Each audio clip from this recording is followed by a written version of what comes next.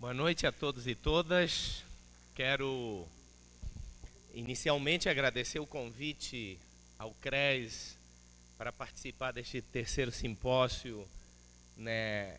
É muito emocionante ver que 2 semanas depois da Semana do Serviço Social, que mobilizou tanta gente, ainda essa categoria tem pique, tem disposição, consegue congregar um público tão amplo para debater questões que são tão abandonadas, tão deixadas de lado, né, na mídia, no dia a dia, nas análises teóricas, inclusive na academia, nos movimentos, inclusive nos movimentos sindicais. E nós estamos aqui discutindo contra a corrente, a crise capitalista, o mundo do trabalho. Então, é um prazer e um privilégio poder estar participando desse momento de reflexão com vocês. Eu vou mencionar, e algumas das questões, pareceria que Mauro e eu fizemos um acordo de divisão de tarefas. O fizemos durante 10 segundos que nos sentamos aí. De que você vai falar? Eu vou falar disso, vamos enfatizar aqui e lá. Mas não é só essa articulação que nós estamos fazendo em relação à exposição. Há, evidentemente, uma concordância e uma coerência absoluta na perspectiva teórica. Sobre isso eu quero mencionar depois, justamente enfatizar que analisar a crise capitalista não se faz de forma objetiva, não se faz de forma neutra, mas se faz a partir de perspectivas teóricas. Há muitas análises sobre crises capitalistas que nos dizem muitas coisas diferentes em função da perspectiva teórica e não apenas das características pessoais do sujeito ou do tipo de profissão, de disciplina que ele cursou na graduação, etc. Não, o que existem são perspectivas teóricas diferentes, teórico-metodológicas diferentes, que vão, portanto, conseguir captar diferentemente a crise capitalista e tendo como horizonte objetivos diferenciados. Vivemos em tempos onde o fim da centralidade do trabalho e a suposta diversidade da crise parece ser o lugar comum. Frases como o trabalho já não forma identidades, frases como o trabalho já não congrega adesões, frases como o trabalho assalariado deve ser substituído pelo empreendedorismo, frases como a crise atual é uma crise do emprego, é uma crise do estado de bem-estar social, é uma crise da produção fordista, é uma crise das ideologias, todas estas vistas como de forma desarticulada uma das outras.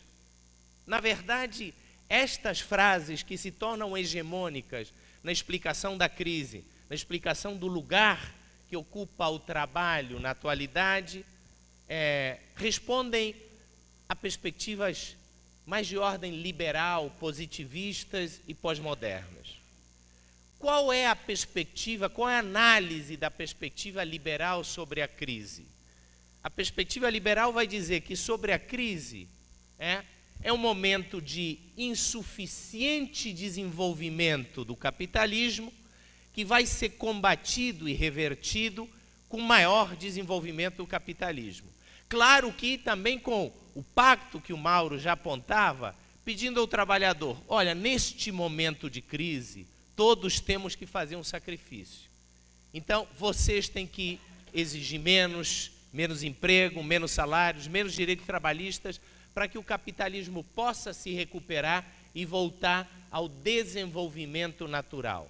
Ou seja, a explicação liberal e neoliberal da crise é que o desenvolvimento capitalista chegou a um momento de doença, de fraqueza que precisa ser recuperado com mais desenvolvimento.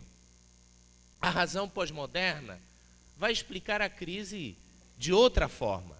A racionalidade pós-moderna, ou os autores pós-modernos, Vamos pensar a crise como uma crise de várias dimensões, uma crise de identidades, uma crise afetiva, crises pessoais, crises de pequenos grupos, isto é, a crise não com uma centralidade, a crise não voltada a uma dimensão estrutural do mundo capitalista, mas a crise voltada às percepções e às vivências que cada indivíduo possa ter sobre a realidade. Vamos, portanto, fazer uma análise a partir de uma perspectiva, da perspectiva marxista.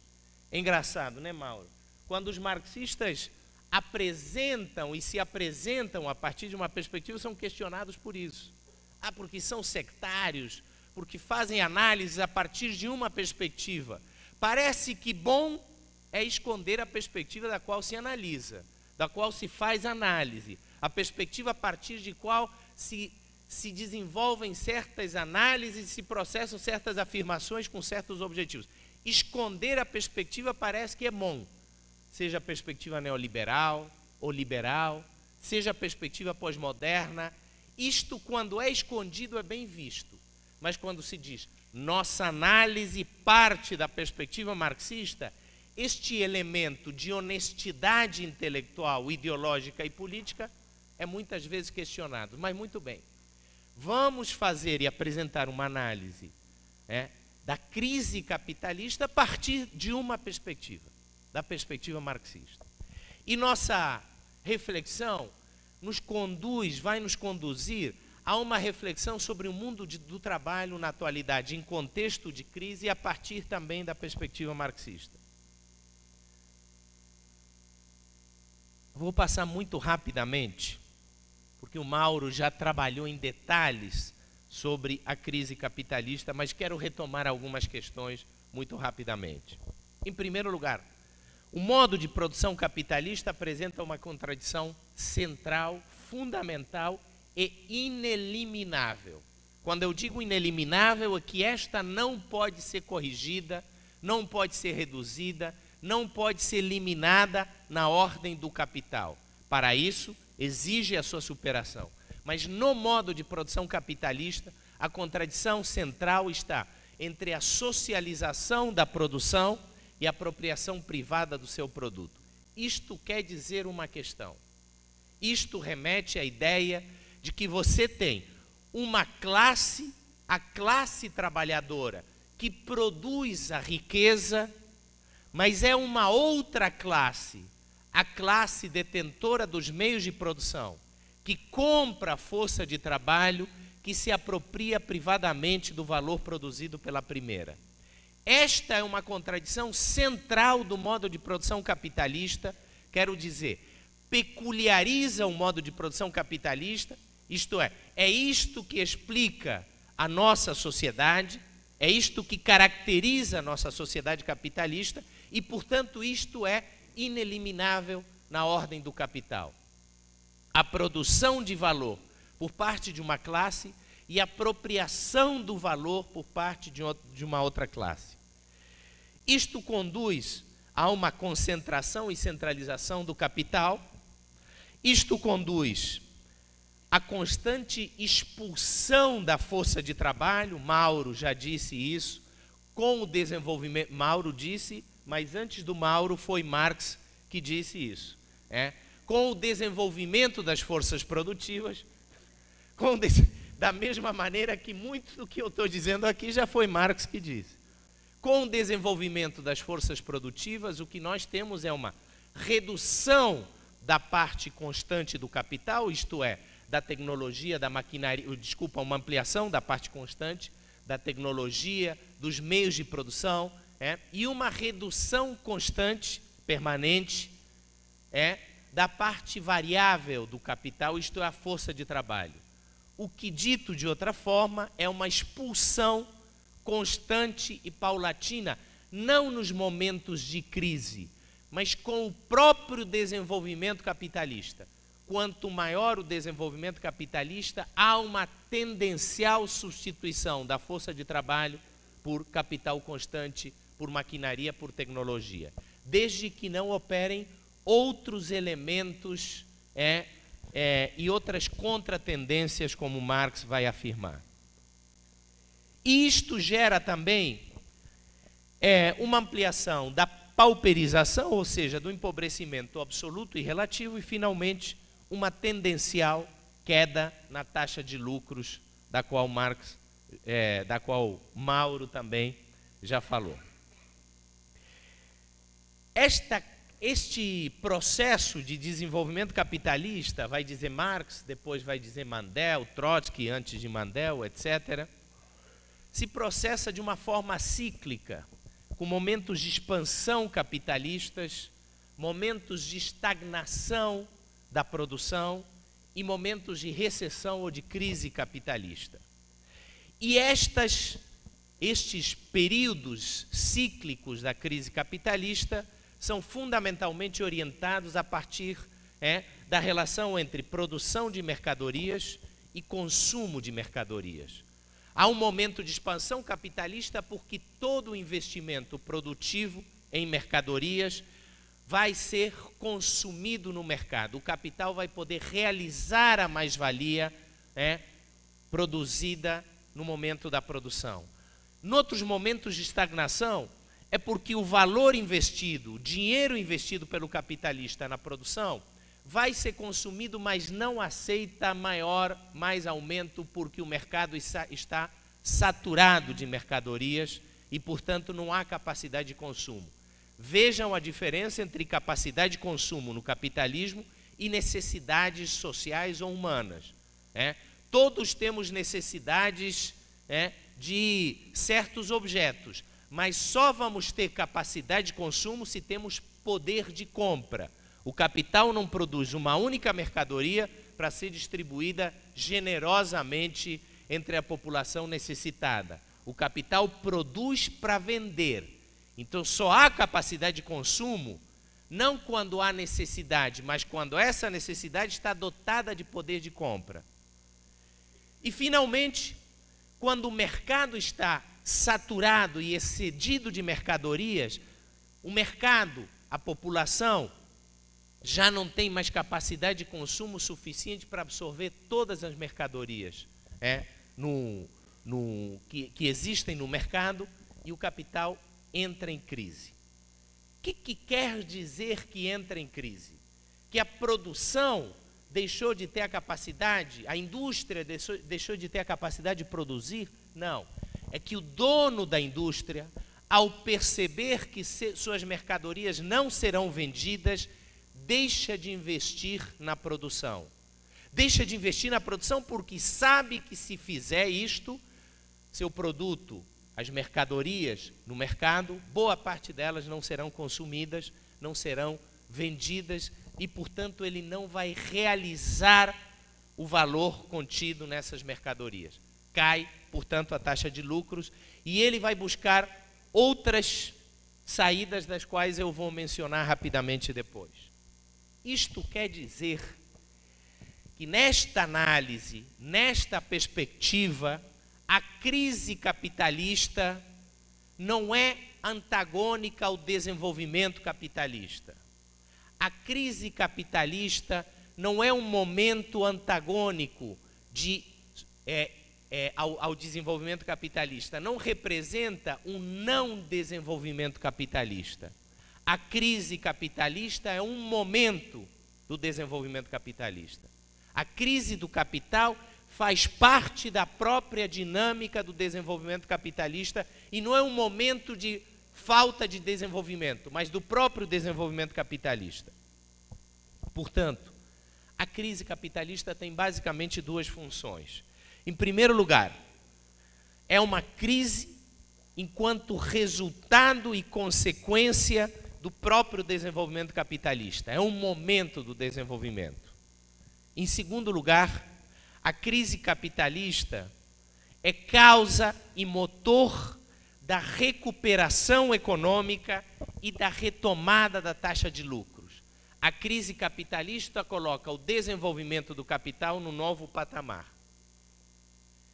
Mas esta crise contemporânea tem algumas particularidades. Se estes são os fundamentos da crise na ordem do capital, na dinâmica capitalista, quais seriam as particularidades desta crise na qual estamos subsumidos desde os anos 60 e 70?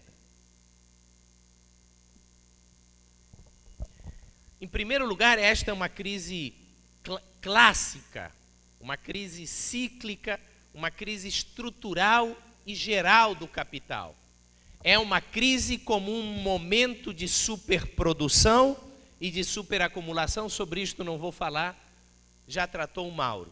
Uma crise de superprodução no sentido de uma produção excessiva para as capacidades do mercado. Uma crise de superacumulação no sentido de que o capital se acumulou de tal maneira, de tal ordem, que não tem mais onde reinvestir mantendo as expectativas de lucro e, portanto, entra em crise o capital de superprodução e de superacumulação. É, portanto, a crise contemporânea uma crise clássica, estrutural. Mas Mesaros vai afirmar que, além de ser uma crise estrutural e a sua origem na relação cíclica do capitalismo, ela é cumulativa e chegou a um momento final da crise capitalista, onde o capital não tem mais como se recuperar. Cuidado, isto não quer dizer que no ano que vem o capital em crise, não tendo mais como se recuperar, em fase final, está dando fim à sua história e surgindo no seu lugar o socialismo, o comunismo. Não é nada disso. Pelo menos não no imediato. O problema é que, com a crise capitalista, com a crise contemporânea, o capital procura, em primeiro lugar, para resolver e para manter a expectativa de lucro, a taxa de lucro, procura, em primeiro lugar, o acirramento da exploração da força de trabalho. Ou seja, vamos verificar trabalho escravo, trabalho precarizado, trabalho sem jornada, perdendo direitos trabalhistas, etc. O acirramento da exploração.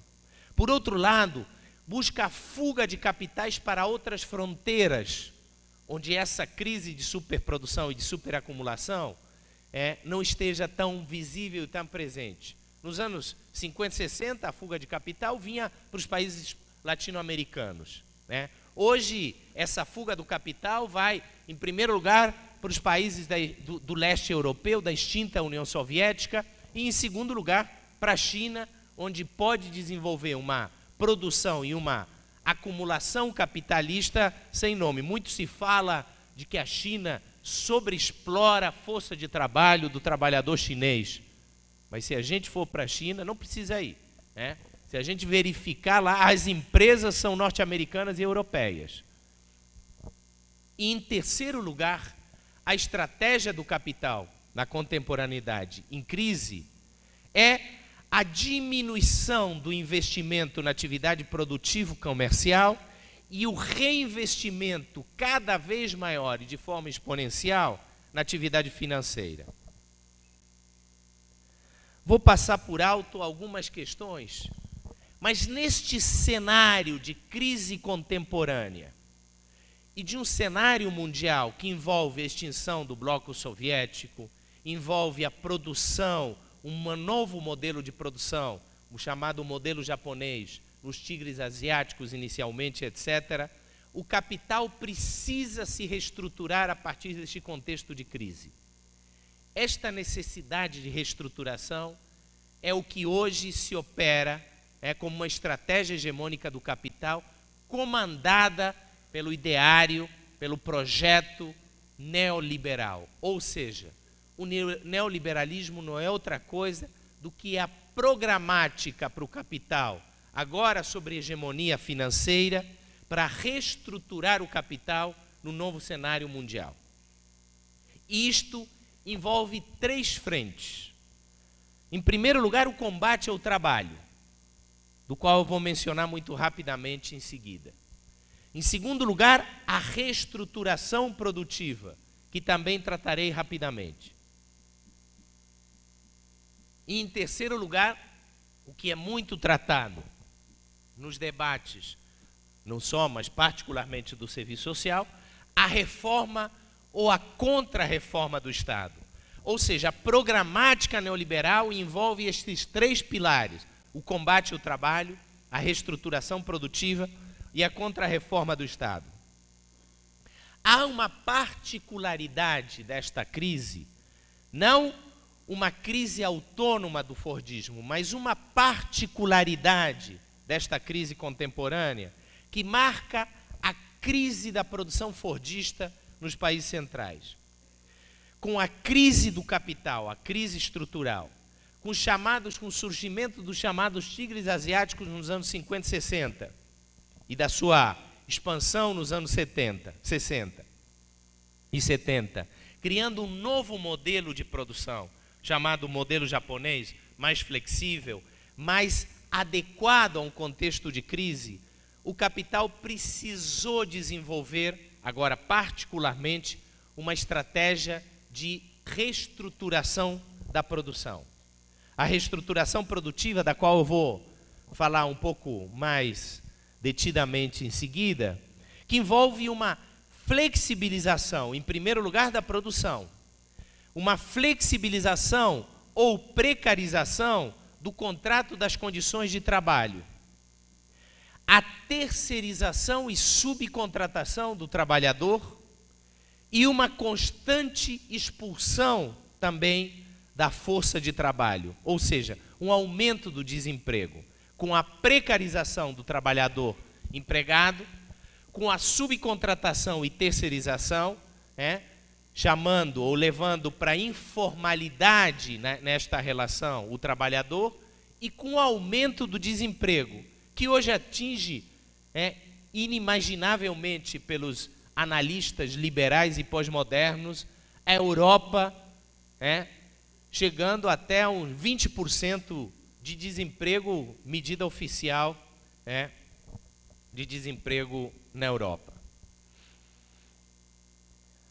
A subcontratação e a terceirização significa, de fato, uma perda de direitos trabalhistas. O trabalhador terceirizado, o trabalhador subcontratado, de fato não é atendido, não é protegido pelas leis trabalhistas. A relação formal, regulada pelo Estado, pelas leis trabalhistas, se torna agora uma relação informal entre capital e trabalho, podendo desenvolver o capital uma hiperexploração sem proteção para o trabalhador. Vamos ver em seguida como todas estas tendências gerais ocorrem e foram promovidas no caso brasileiro. A indústria, por sua vez, expulsa também força de trabalho a partir da automação da produção. Com a automação da produção, nós temos uma substituição de trabalhadores a partir do uso de máquinas com nível de desenvolvimento tecnológico superior. Vamos dar dois exemplos. O caixa eletrônico, que faz com que o usuário de um banco, o cliente de um banco, opere e ele mesmo desenvolva as transações bancárias sem necessidade de um trabalhador, que o mesmo usuário, o mesmo cliente opera com caixa eletrônico. O outro exemplo também de um serviço, mas as máquinas que substituem o trocador nos ônibus, onde o próprio usuário chega e ele mesmo faz a transação do pagamento da passagem sem necessidade de um trabalhador para isto. Com isto também há um processo de desregulamentação das relações de trabalho e a precarização do emprego. Trabalho por tempo parcial, trabalho temporal ou temporário, trabalho informal, etc. Fiz uma passagem rápida das questões da crise, dos fundamentos e da crise contemporânea, porque essa foi a nossa divisão operária e intelectual do nosso trabalho aqui com o Mauro. Vou tentar me deter um pouco mais nos impactos que tudo isto traz para as condições de trabalho e as lutas de classe. Em primeiro lugar, os impactos da crise na condição do trabalhador. Podemos ver e verificar uma tendência desde 1973, uma tendencial diminuição do consumo, o que significa menor capacidade de poder aquisitivo do trabalhador para ter acesso a objetos, a mercadorias que satisfaçam suas necessidades. Em segundo lugar, verificamos também, desde já início dos anos 70, mas com maior ênfase a partir dos anos 80, uma fuga do investimento da atividade produtivo-comercial para a atividade especulativo-financeira, gerando um enorme desemprego. Lembrem que uma das grandes dívidas que nós temos com os governos Fernando Henrique Cardoso é que Fernando Henrique Cardoso, este excelente estatista, assume a presidência do Brasil, sendo o Brasil a 8ª potência econômica mundial. Entrega a presidência do Brasil, sendo o Brasil a 13ª potência mundial. Ou seja, vejam que dívida nós temos. O projeto dele criou desindustrialização e, portanto, vejam bem, desemprego. Porque quando falamos de desindustrialização, quando falamos de reinvestimento que sai da atividade produtivo-comercial e vai para a atividade especulativo-financeira, o que estamos falando também como corolário disto é um aumento do desemprego como nunca visto na história, pelo menos a partir do século XX. Em terceiro lugar, nós verificamos uma promoção do chamado voluntário, trabalho voluntário, o trabalho gratuito para o capital, o trabalho informal, dos trabalhos a partir do empreendedorismo, a partir do aprendiz, trabalho precarizado, se não voluntário, para as atividades que deveriam ser remuneradas. Leia-se atividade do terceiro setor, amigo da escola, etc, etc. Isto pesa muito no campo do serviço social, onde a atividade da ação social está sendo substituída de uma atividade profissionalmente desenvolvida e através de remuneração salarial, por atividades voluntárias cada vez mais com maior expressão. Em quarto lugar, e também como produto disto, nós verificamos políticas e serviços sociais que vêm sofrendo redução do seu financiamento e precarização. Em quinto lugar, leis trabalhistas e salários que vêm sendo precarizados no mundo inteiro, mas principalmente nos países periféricos. Como parte, inclusive, dos acordos com o Fundo Monetário Internacional, agora a nova megera de ferro, dama de ferro, porque a primeira faleceu recentemente. A segunda é a Angela Merkel, a primeira Margaret Thatcher, exigindo, em representação dos interesses do Banco Mundial e do Fundo Monetário Internacional, que para terem acesso os países que estão sofrendo, que estão tendo os maiores impactos da crise, Portugal, Grécia, Espanha, para poderem receber ajuda econômica, tem que reduzir a intervenção social do Estado. Tem que, portanto, precarizar as condições, o gasto com força de trabalho, direitos trabalhistas, e o gasto com serviços sociais e políticas sociais. Em sexto lugar, e sobre isso, estudos da OIT mostram que a partir fundamentalmente dos anos 90, os 3 pilares da regulação trabalhista foram corroídos. O contrato de trabalho, antes indeterminado, agora fundamentalmente orientado por contratos precários e temporários, a jornada de trabalho, antes fixa, agora flexibilizada, através não só, mas particularmente pelo banco de horas, e o salário, antes amparado por políticas salariais, agora dependente de negociação entre patrão e empregado. Esses 3 pilares da OIT, nenhuma entidade socialista ou comunista, uma entidade do capital, diz que esses 3 pilares, o salário, a jornada de trabalho e o contrato de trabalho, foram corroídos no contexto de hegemonia neoliberal. Em 6º lugar, o processo que tem de crise, que pesa na ação sindical e na capacidade de luta. O Mauro falou um pouco sobre isso, mas eu quero me deter no final da minha intervenção sobre isso.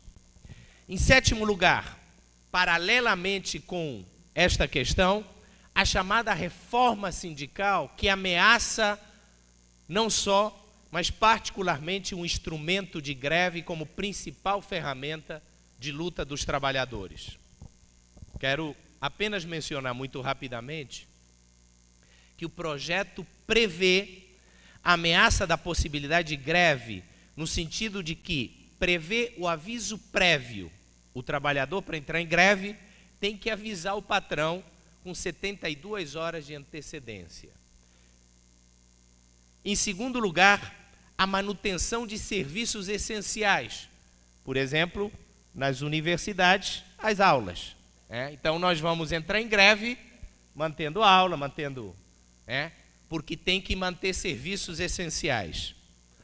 Em 3º lugar, a greve não pode causar prejuízo irreparável ao patrimônio do empregador ou de terceiros. O que se considera prejuízo? Ou seja, e em último lugar, e isto é fundamental, o projeto prevê a permissão do empregador, do dono da empresa, de contratação de substitutos para os grevistas. Ou seja, o projeto que está aí de reforma sindical é a inviabilização da ferramenta de luta da classe trabalhadora. Em 8º lugar, em contraste com as possibilidades que abre o desenvolvimento tecnológico, só para dizer o seguinte: o vilão não é a tecnologia. A tecnologia permite redução do tempo de trabalho. Ou seja, a tecnologia, em tese, permitiria que nós trabalhássemos menos para produzir o mesmo valor e ganhando o mesmo salário. Mas na medida em que a tecnologia é propriedade privada, como meio de produção do capital, em contraste com o desenvolvimento tecnológico, o que nós temos não é uma redução do trabalho, mas um aumento da idade da aposentadoria, um aumento do tempo de serviço e um aumento da jornada de trabalho. Em 9º lugar, o que vemos também é uma tendência mundial à flexibilização e ampliação da jornada de trabalho. Em 10º lugar, um sistema tributário que, em lugar de realizar uma reforma tributária que pese sobre o lucro capitalista, que pese sobre a riqueza e o patrimônio acumulado, cada vez mais pesa sobre o salário e sobre o consumo. Ou seja, é cada vez mais um sistema tributário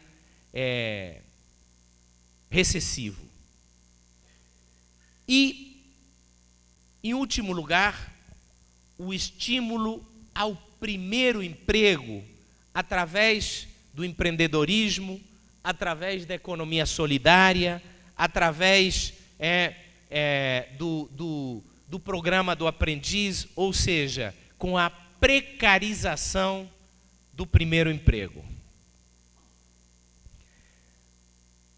A ofensiva neoliberal contra o trabalho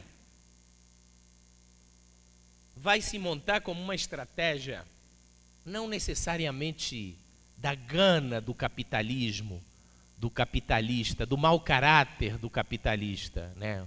Do indivíduo permissivo. Isto precisa ser dito porque hoje está em moda falar da responsabilidade social empresarial. Falar de que hoje o empresário está desenvolvendo consciência social, consciência ecológica. Pareceria que o projeto é de humanização do capital, que o que precisa agora não é a transformação da ordem capitalista, mas é humanizar o capitalista. Aqueles indivíduos arcaicos que eram opressores, que eram mau caráter, que não pensavam no social e nem no ecológico, agora eles estão incorporando consciência social e consciência ecológica. Tudo bem. O que eu quero dizer é que não se trata do tipo de consciência do indivíduo, não se trata do tipo de pessoa do indivíduo capitalista, do dono desta ou daquela empresa. Não se trata de se é boa pessoa ou não, se gosta ou não dos seus trabalhadores.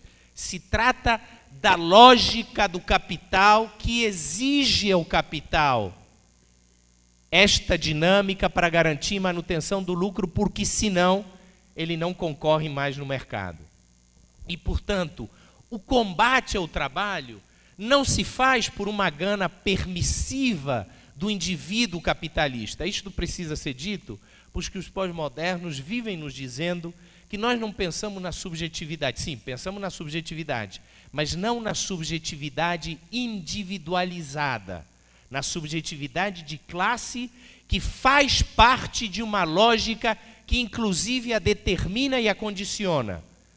Os indivíduos, o capital, os capitalistas têm a necessidade, independentemente da sua individualidade, de promover aumento do lucro e da taxa de lucro e, portanto, devem combater o trabalho num contexto de crise em dois sentidos. Em primeiro lugar, para quebrar aquela classe que pode enfrentar e resistir o projeto neoliberal, o projeto particularmente de contra-reforma do Estado e de reestruturação do capital, ou reestruturação produtiva.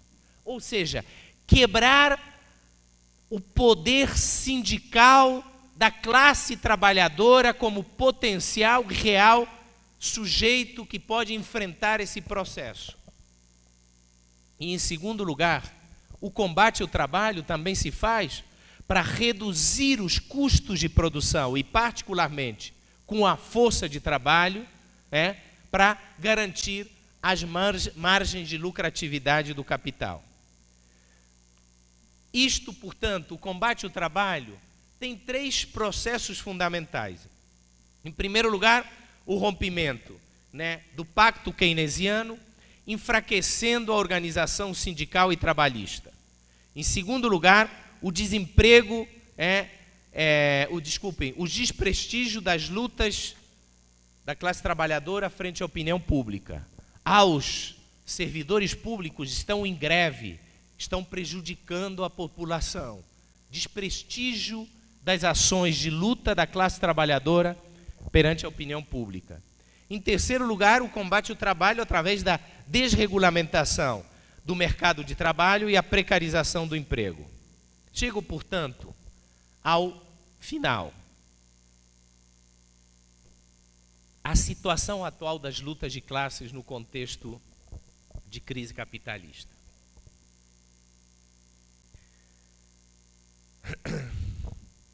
Poderíamos fazer a seguinte pergunta, que de alguma maneira se articula com o final da intervenção de Mauro. Poderíamos perguntar o seguinte: ora, se o capital está em crise, então isso deve ser muito bom para a classe trabalhadora, O capital está em crise, que bom para o trabalhador. Poderíamos pensar que, enquanto classe antagônica, classe trabalhadora, na medida que o capital, seu inimigo de classe, está em crise, é muito bom para o trabalho. uma resposta superficial. E esta é uma resposta típica dos festejos pós-modernos sobre a crise capitalista.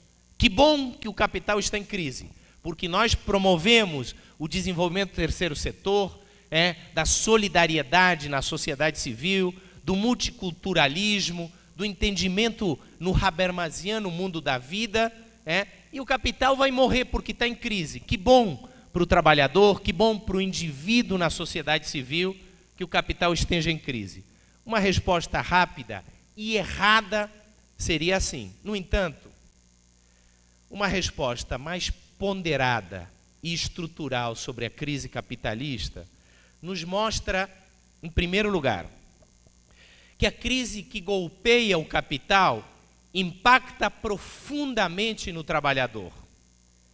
Em primeiro lugar, no aumento do desemprego. Em segundo lugar, na pauperização e na miserabilidade da condição de vida do trabalhador.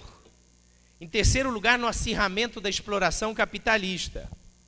Também na perda de direitos trabalhistas, na precarização de políticas e serviços sociais, na perda ou esvaziamento de direitos políticos e civis.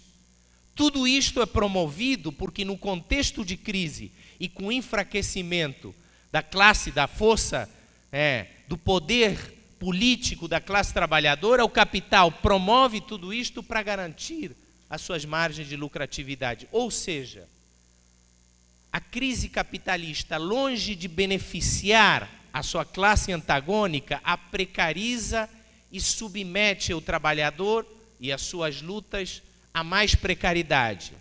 Enquanto isso, o capital aumenta cada vez mais a sua acumulação. Não acreditem na minha palavra.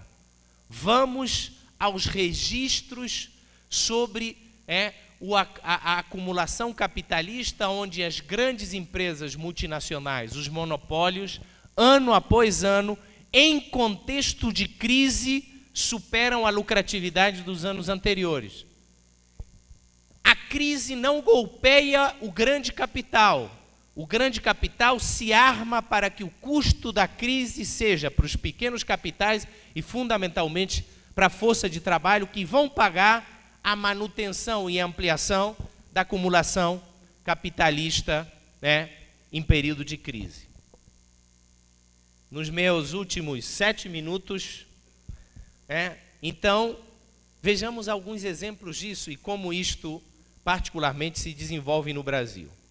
Em primeiro lugar, os impactos nas condições de trabalho, nos direitos trabalhistas e nos salários. Nós temos tendência à queda salarial, perda de direitos trabalhistas, piores condições de trabalho. Por outro lado, impactando na consciência de classe dos trabalhadores, a tendência a atitudes individuais e defensivas do trabalhador. Ou seja, tanto a tendência a enfrentar cada trabalhador, aceitar, como Mauro já dizia, a perda de salário, a perda de direitos trabalhistas, o aumento da jornada de trabalho com tal de garantir o seu emprego. Então, assumindo uma postura individual e defensiva e não coletiva e ofensiva, mas também a assumir como perspectiva de luta, como perspectiva de ação social, através de uma consciência individual e de pequenas identidades, não mais as ações de lutas de classes, mas as ações que envolvem a subjetivação das ações por pequenos grupos. É muito festejado o culto ao subjetivismo. O que eu quero dizer com isto é o culto a estratégias culturalistas e pluriclassistas ou policlassistas, como o empoderamento, como o empreendedorismo, como a economia solidária, como se todas estas coisas, e não mais a luta de classes, fossem o caminho para melhorar as condições do trabalhador, para melhorar a empregabilidade do trabalhador. Se substitui a classe pelo conceito de identidade.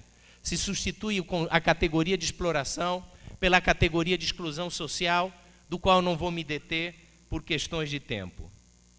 Por outro lado, a pulverização da classe trabalhadora, que heterogeniza e fragiliza muito o movimento, né, sindical e a capacidade de luta dos trabalhadores.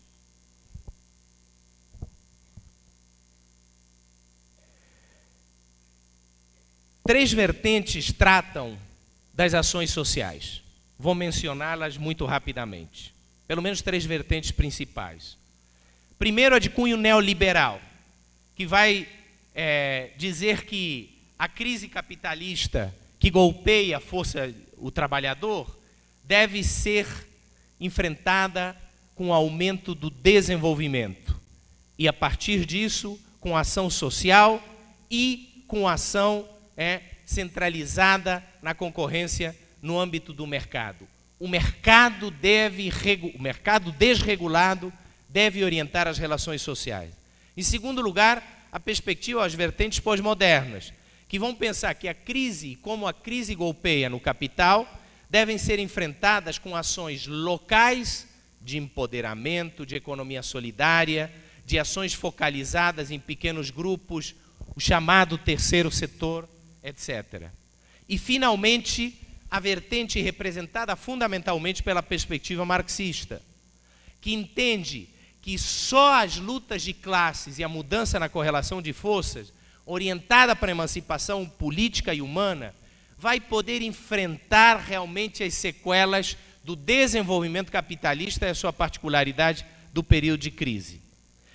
Não tenho tempo para mencionar como isto se processa em leis, em legislações trabalhistas no Brasil. Seria importante detalhar pelo menos algumas leis já aprovadas e algumas outras em processo de aprovação, que realmente precarizam a condição do trabalhador e têm precarizado materialmente, para além de um discurso, a condição do trabalhador. Eu quero só finalizar, não com um poema, porque essa não é uma aptidão que eu tenha, sim o Mauro, que além de um excelente intelectual, e por conta disso é um excelente poeta, mas apesar do Mário Benedetti ser meu conterrâneo, eu não herdei do Mário Benedetti esses dotes. Eu quero terminar com um desafio. Em primeiro lugar, o desafio é de devolver às lutas de classes o papel central da dinâmica e da história na sociedade capitalista. Pensemos em termos de lutas de classes, e não meramente de empoderamento, de ação individual, Em segundo lugar, desmistificar, o desafio é desmistificar os projetos do empoderamento, da economia solidária, do empreendedorismo, que não só são funcionais ao projeto neoliberal e ao capital, mas que fundamentalmente se sustentam na ideologia da autorresponsabilização do indivíduo, da desresponsabilização do Estado e da desoneração do capital.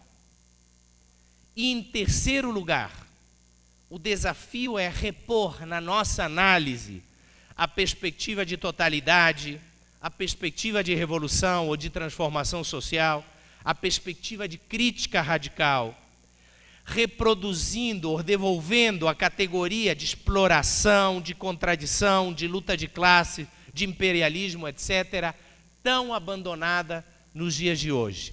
Sem essas categorias, sem essa perspectiva de revolução, sem essa perspectiva de totalidade, sem a crítica radical aos projetos sustentados na autorresponsabilização do indivíduo, na desresponsabilização do Estado e na desoneração do capital, e sem a centralidade das lutas de classes, nós estamos perdidos. O desafio é devolver tudo isto na nossa análise e no desenvolvimento né, da história, das lutas de classe e da contradição de classe. Muito obrigado.